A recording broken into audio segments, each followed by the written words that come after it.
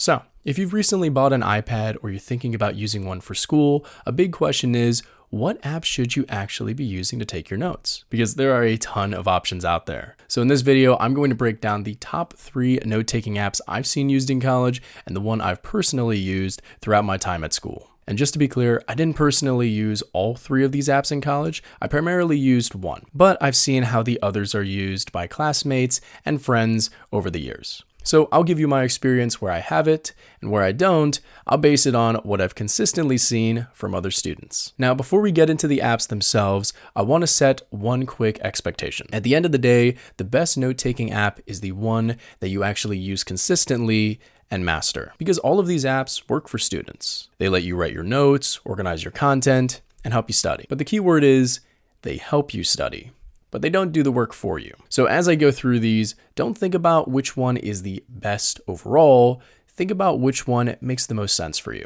All right, so starting with the first app, the Apple Notes app. This is probably the most overlooked option because it's the stock app, but honestly, I think it's underrated because it's actually pretty good and already installed on your iPad with one super key feature. It syncs seamlessly across all of your Apple devices with iCloud. If you have an iPhone or a MacBook, in addition to your iPad, everything just works together right away. You can take notes on your iPad, review them on your phone, and edit them later on your laptop. And that convenience is something that a lot of people underestimate. Now, in terms of the actual note-taking experience, it's solid. You can write with the Apple Pencil, type your notes, insert images, scan documents, all of that. It's not the most advanced app out there, but it doesn't really need to be, because for a lot of students, simple can be better to just get the job done. If you are someone who doesn't want to overcomplicate your setup and just wants something that works across all of your devices, the Apple Notes app is a really good option. But if you like more customization options,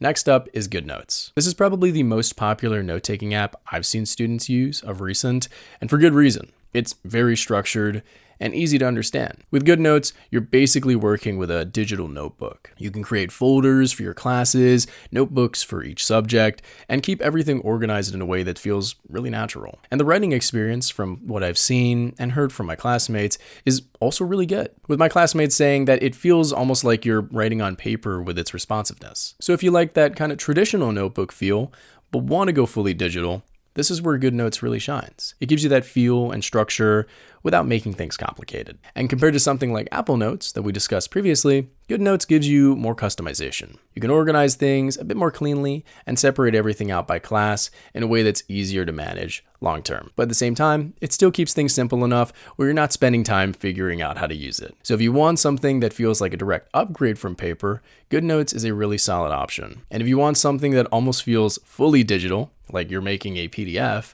let's talk about Notability. This is the one I personally used throughout my time in college. And its biggest strength is it feels like it was made by Apple. What I mean by that is it's pretty simple and easy to use, yet still has the depth you'd expect from an externally downloaded note-taking app. Everything just feels smooth. The layout makes sense, the tools are easy to access, and you're not really thinking about the app while you're using it. You're just taking notes.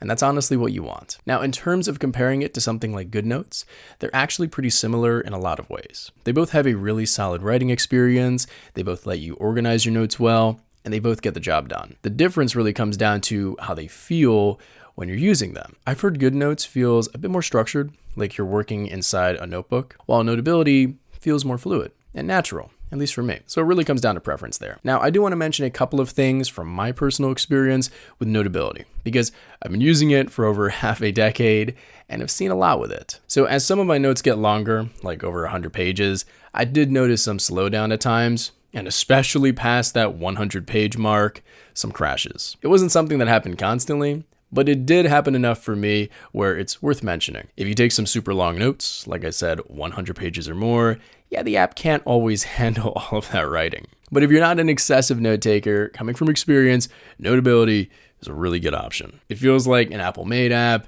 and it's what I chose to stick with throughout college. So again, this comparison really comes down to what you value more. If you want something very simple and already built into your device, Apple Notes is a great option. If you want more structure and that notebook feel, GoodNotes is a really solid choice. And if you want something that feels smooth, flexible, and just easy to use day to day, Notability is probably the way to go. Now, really quickly, I do want to mention OneNote, as I personally haven't used it, but I'm aware of it from a few friends, and I've heard that it's pretty good too. It seems more like a free-form workspace where you can click anywhere and organize things however you want. So if you want that kind of flexibility, it might be something worth looking into. But for most students, the three we just went over will cover pretty much everything you need and will be what you see the most at university for the most part. So at the end of the day, all of these apps can work really well. The key is picking one, learning it, and actually using it consistently. Because the app itself isn't what makes you a better student. It's how you use it. So don't overthink it too much. Pick the one that fits your workflow, stick with it, and you'll be in a really good spot. If you want to check any of these out, I'll leave some links down below for further research. And with that said, I'll talk to you again soon. Peace.